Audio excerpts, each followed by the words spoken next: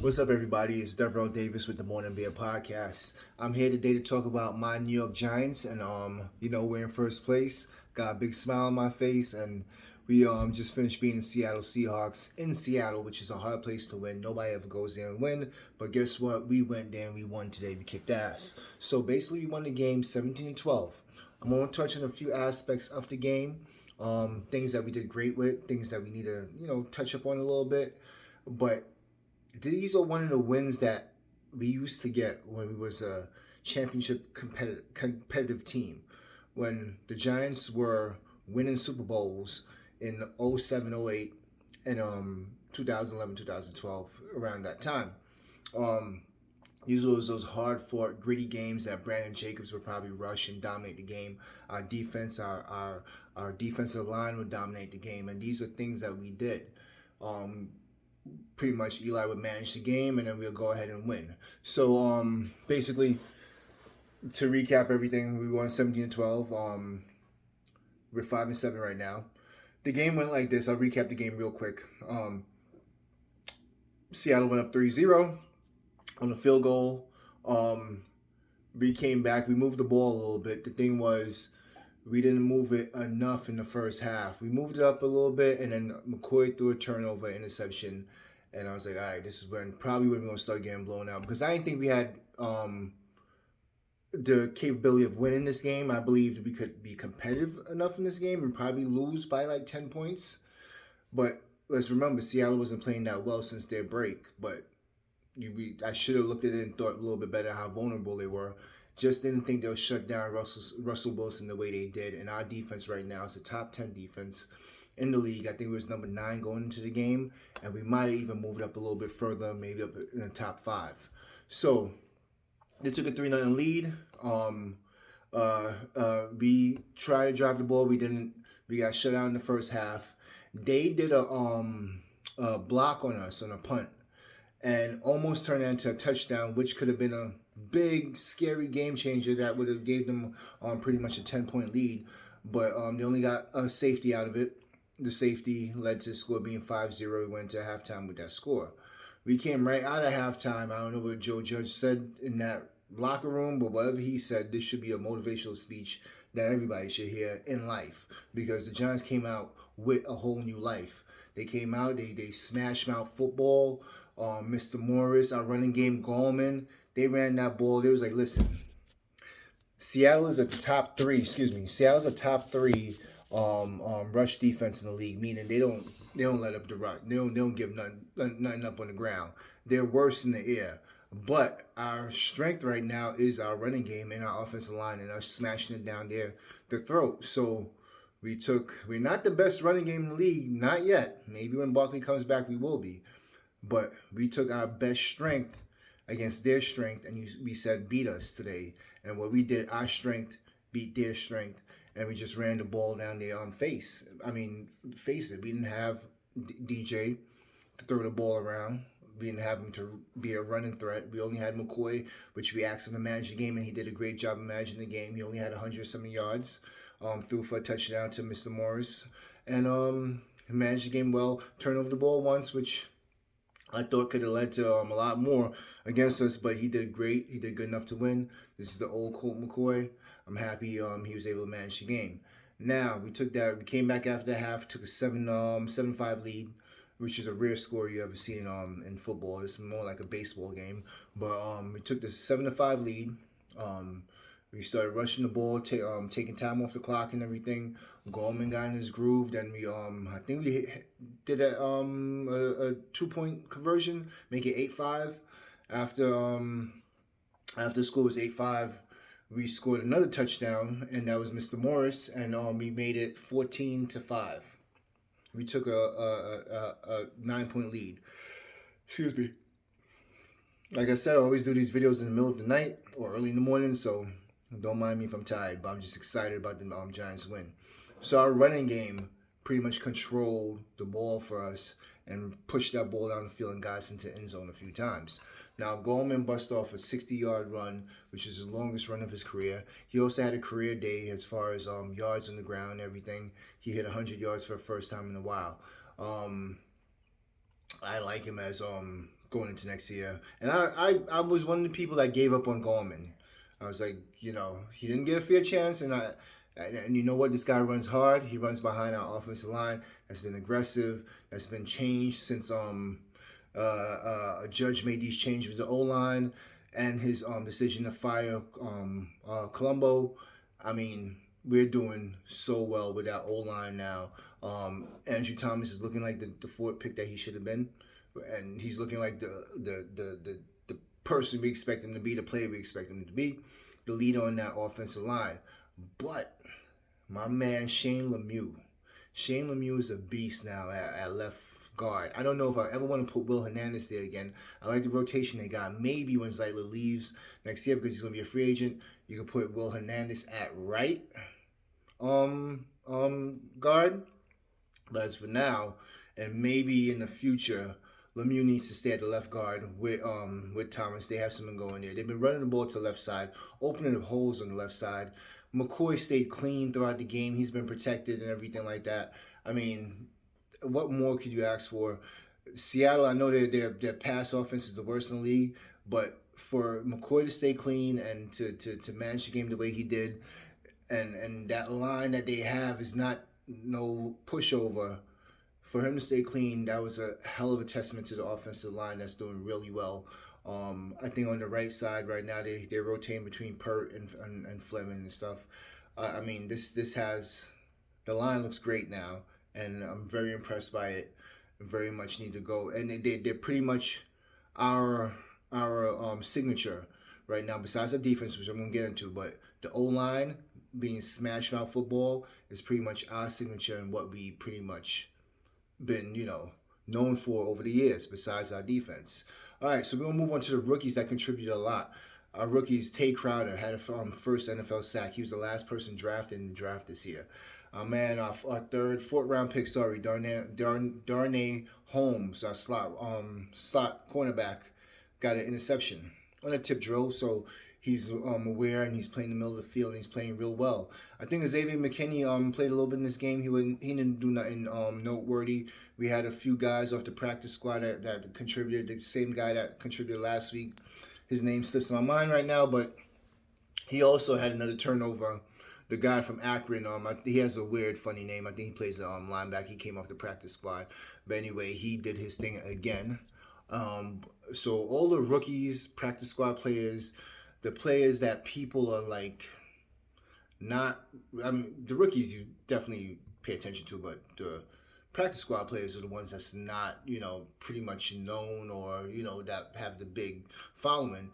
But for these guys coming in and contribute the way they are towards winning football over the past 4 games, it's just refreshing to watch. And this reminds me of the first team that won the Super Bowl with Eli, where we had a lot of rookies that contributed, and Ahmad Bradshaw, all these tough rookies that we had, Kevin Boss and stuff like that contributed to them being successful, and to see these practice players and our rookies doing what they're doing, I'm very, very, very, very optimistic about our future. Very much excited about our future. I did a video prior to this, probably like a month ago, a few weeks ago, and why I feel, even though we was like probably at the time like 1-7, 1-6, why I feel we're the best team in the NFC East, and why we're going to be the best team of the future in the NFC East, if not in the NFC real soon, because of our defense. And that's what we're going to touch on right now. So our defense right now, all I got to say right now, re-sign Leonard Williams. Maybe to a 1-year contract, because he seems like he's motivated when he knows he has a contract year coming up. Leonard Williams right now, 26 years old, 8.5 sacks, and he's only 13 games in this season, so he might go into double-digit sacks for the first time in his career. This is also a career high for him. He had 2.5 sacks in this game. The guy was playing like a freaking beast. He was just manhandling Seattle's O-line. I know their O-line is not the best.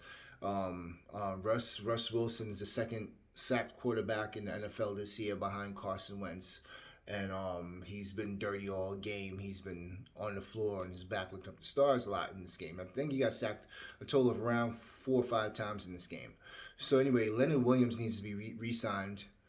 If it's 1 year to keep him motivated, fine. If you want to sign him long term, I'm also fine with that. He's only 26 years old to go with this young defense.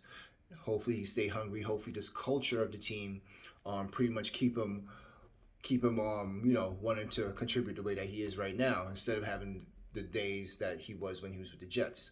And I might even talk about the Jets too after this. This is a weird week, but anyway, Leonard Williams did his thing. I already spoke about the unsung heroes like Tay Crowder and everything. Oh, about another rookie and unsung hero in this game was Coughlin. I think he had his first sack, and he's a pass rushing beast. And I like him in different packages. He's been playing for Fackrell right now because Fackrell has been hurt.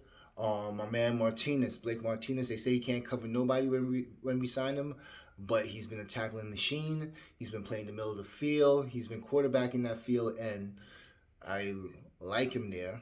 And maybe we could put some more people around him. That would be beautiful. We don't have to now draft Micah Parsons.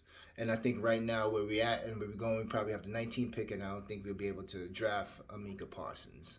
So as far as Martinez, he got injured in the end of the game.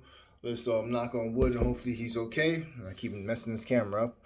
Let's hope that he's okay for next week when we're going against Arizona Cardinals.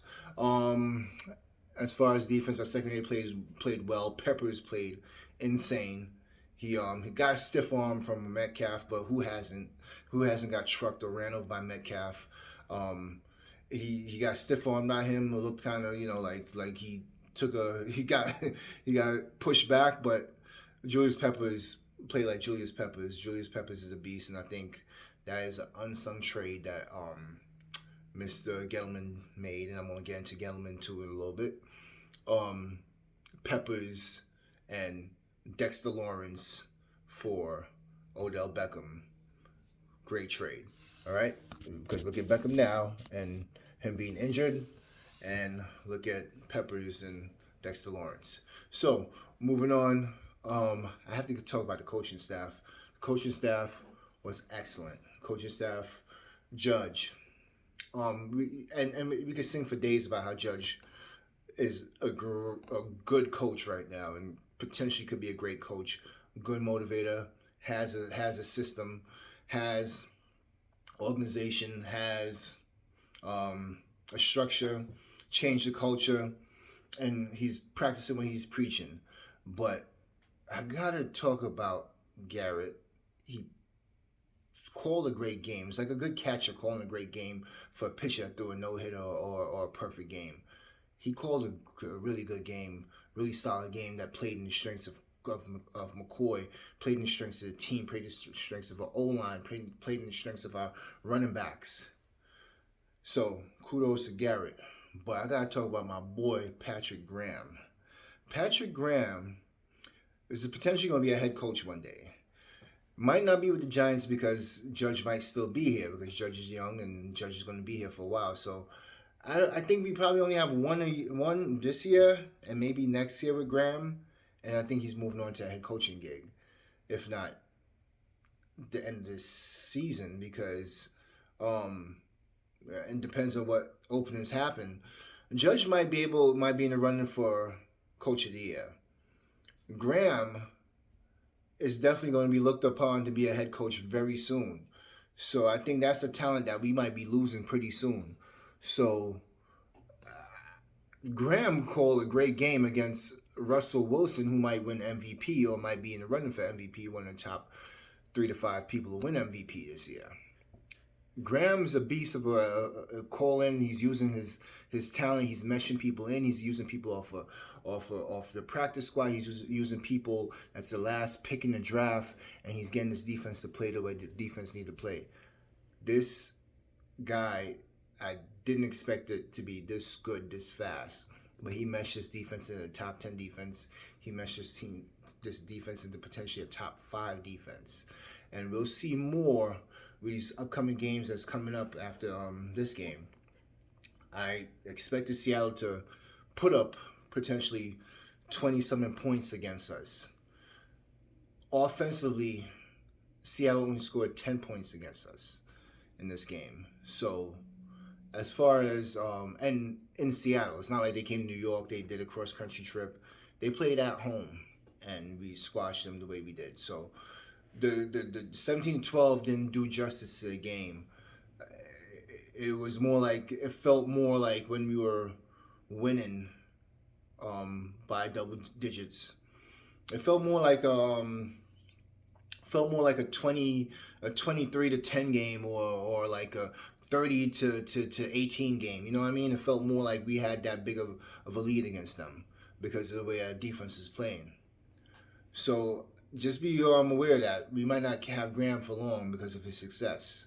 I want to touch on the culture, which I already spoke about a little bit. I want to talk about how Judge changed the culture from what we went through with Pat Sherman and McAdoo and their softness and everything. He brought toughness to his team. Judge, these players like that. They're feeding off of it. They're doing what they need to do. They're being accountable, and the one man comes down, other man steps up, and that's all you can ask for. I want to talk about Gettleman. Mr. Gettleman is going to be here again next year. He's not going nowhere. He built this team, and he's reaping the rewards of it, and he should be back next year. I was the first one to say Gettleman out of here. Don't let him do another draft. Don't let him do another free agency period. But guess what? The way we turn shit around, yeah, he needs to stay here. He doesn't need to go nowhere for now. Maybe he should groom somebody to be the GM in a year or two. All right. So let's talk about the upcoming schedule and our record. Okay. The division is ours to have if we choose to. I think Monday night, Washington is playing. I forgot who they're playing. I think they're playing the 49ers in San Francisco, which 49ers are playing a little bit better now. I think that's a win for 49ers if they choose to beat them. All right. So with Philly losing today and Dallas playing against Baltimore this week, I think that's a L for Dallas. It's definitely our division. We'll definitely have a game and a half lead in that division. Excuse me. With that being said, next week we have Arizona coming up next week Sunday in New York. We can't let our feet off the gas. We have to keep pushing this gas pedal. We're 5-7 right now. Arizona's 6-6. They've been floundering lately. There was a second place. Now they're like in last place in that division. I think San Fran took over. They're both 6-6. I think San Fran has the advantage in the tiebreaker. So I think they're last in that division right now. Last year we lost to Kyler Murray, and we lost at the very end of the game, from what I remember. I think if we had Joe Judge and his staff coaching that game, we could have won that game last year. I think because we have a week to prepare for Arizona, I think we could prepare for Kyler Murray because we played a similar quarterback in Kyler Murray this week that prepped us for him. I think this could be a W for us. I didn't expect us to have this W this week, but I think this week right here is definitely a W for us. So I think we could go up to 6-7 with this. Drop Arizona down to 6-7 ourselves. I think we gotta have a win there. I want to mark that down. Now we have Cleveland coming in. There's no Odell Beckham in this game because I wish there was an Odell Beckham in this game because I think that we'd be more up for that. And before I even continue, I'm not factoring the fact that DJ is hurt. So potentially DJ could come back next week. Hopefully, if he does come back next week, he's going to play against Arizona. Hopefully, he does the things he needs to do and manage the game better and not turn over the ball. So hopefully, round 2 against Kyler Murray, which he played against Kyler Murray last year, he ends up beating him and taking out that W, the top 2 quarterbacks in last year's draft. So now, moving on to Cleveland, who's 9-3 and they're a little hot. The offense is not. Their running game is better than their passing game right now, but what's his name? Baker Murray had 4 TDs today.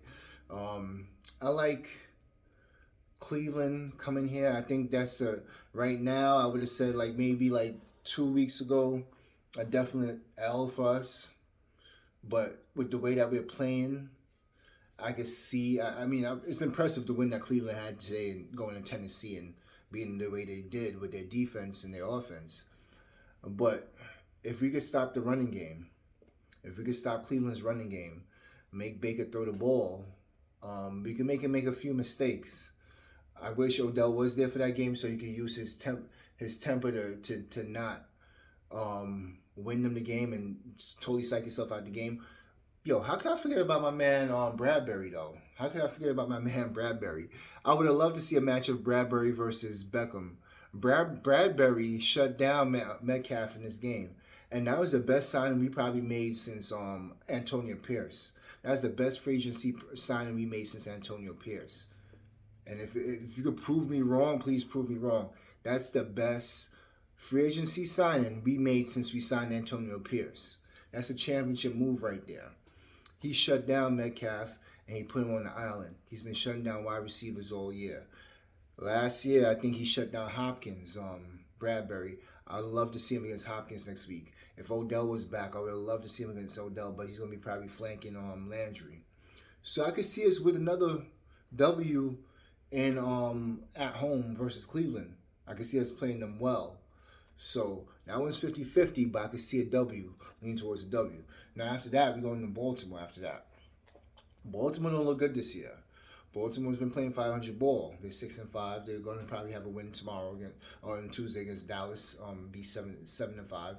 By the time we see them, it might be anywhere 8-5 or 8 or 7-6, and in third place in their division. Baltimore still has a defense. Their offense hasn't been doing what they've been doing the last year or so. I could see us playing Baltimore well, but we're playing Baltimore in Baltimore, so I could see that being the L. I don't think we're going to go run the table and go undefeated the rest of the way, but I can see that being our L. And then we're ending the season against Dallas at home. That definitely should be a win for us. We should have beat them the first time around. Now, I see us going 8-8, 3-1 the rest of the way, right? Before, if you told me, all right, we was going to win the division like 2 weeks ago, a week ago, I said, yeah, all right, sure, we win the division, we make it to the playoffs and get smashed in the first round. But now I feel like we might win the game because we won't get a home game if we win the division.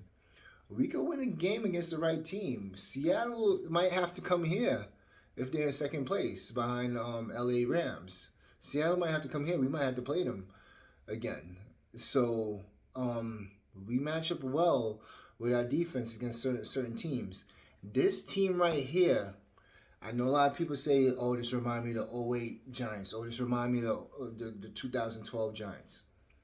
This team right here remind me of the Seattle Seahawks team before, when it was turning into the Legion of Boom.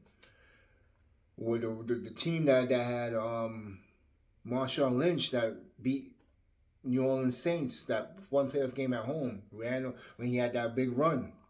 I forgot what year that was. I'm thinking 2012, 2011, 2000. No, actually 2012. Yeah, that was 2012, I think that was, from what I recall. That reminds me of that team that was on the, you could tell they're tough. They were 7-9, but the weak division, but you could tell, they're going to be a problem. We have a potential Legion of Boom coming up. We have Peppers, Bradbury, McKinney back there. We might even get a second cornerback in the draft. We have a potential Legion of Boom, a defensive identity on the defense. That's what this team reminds me of. That Seattle Seahawks team that had Marshawn Lynch that end up eventually putting it all together in 2 years and end up winning the Super Bowl. That's what that team reminds me of, and that's what I see the way they're building. So I can see us going 8-8, making the playoffs, and maybe potentially getting a win. The second time we won the Super Bowl in 2012, we were only 9-7. We just went on a run. So let's just knock on wood. Let's keep this train rolling. I just want to say, I want to go back. I know stuff's in the past. You gotta leave the past alone. But I just want to say, we should have won against Chicago this year because Chicago is butt. We should have beat Dallas the first time because we only lost by 3 and we was actually winning that game and we gave it up in the end. We should have beat Philly because the same thing happened against Philly. We was up by a lot and then we gave it up at the end. and we could have beat Tampa Bay. That's a 3 to 4 game swing right there. We could have a team that was potentially 12 and 4, or even 11 and 5, with a tough schedule. Let's just say a comfortable 11 and 5 with a tough schedule. But I'm predicting the rest of the way 8 and 8, and the playoffs, and the division championship, and a playoff win. And then next year, more dominance. All right? Giants fan, this is the best time to be a Giants fan. I'm a Giants and Mets fan. This is the best time. I'm having a great time this winter right here. I just want to keep the train rolling, keep the ball rolling. Oh, also, I got to speak on the Jets. They're not my team. They represent New York. I really don't care about that because, as you know, I can't stand the Yankees. So representing New York is no big deal to me. But I just want to say the way they ended that game, the play calling by Greg Williams, he does not need to call another play on defense for the Jets again. Even though they own 11, 0, 12 or whatever, he needs to be fired for that play call because that was the worst play call I ever heard in my life at the end of the game. Made no sense. Nobody had to get behind you. You're supposed to keep everybody in front of you, but you want to blitz because you're blitz happy. If that's not obvious tanking for Trevor, because they're afraid that Jacksonville might take over and get the first pick. If that's not tanking on purpose, I don't know what that is, but the NFL needs to investigate that, in my opinion. And I believe he did. I don't know. But that whole coaching staff is done. And you know what? Maybe that's stupid of me to say that because the coaching staff is probably not going to be there next year. So why would he even care to tank for Trevor? But something's up with that play calling. The guy probably don't need to make another play call the rest of his life in the NFL for that. Okay, that was just stupid. All right, I'm your host, Devereaux Davis. This was the Morning Beer Podcast. Like, subscribe, share, pass it on. Peace.